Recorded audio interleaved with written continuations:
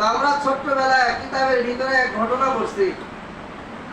এক ফকির এক বাদশার দরবারে গিয়ে বলে, বাদশাহ আমাকে কিছু খানা দেন, আমাকে কিছু ভিক্ষা দেন। তো এবার বাদশাহ তার মন্ত্রীদেরকে বলতেছে যে ফকিরকে বস্তা ভইরা খাবার, বস্তা ভইরা তার আসবাবপত্র দিয়া দাও। এবার মানুষরা জিজ্ঞাসা করতেছে যে বাদশাহ জাহাপনা, সে তো এক বেলার খানা চাইলো বা অল্প কিছু চাইলো, তারা এত বেশি কেন দিতেছেন?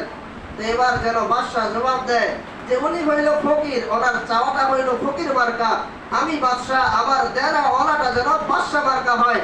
ঠিক তেমনি ভাবে আল্লাহ পাক রব্বুল আলামিন হইলেন আহকামুল হাকিমিন, আমরা বান্দারা হইলাম গোলাম, আমাদের মেধাশক্তি দুর্বল, আমাদের চাওয়ার ভাবভঙ্গি দুর্বল।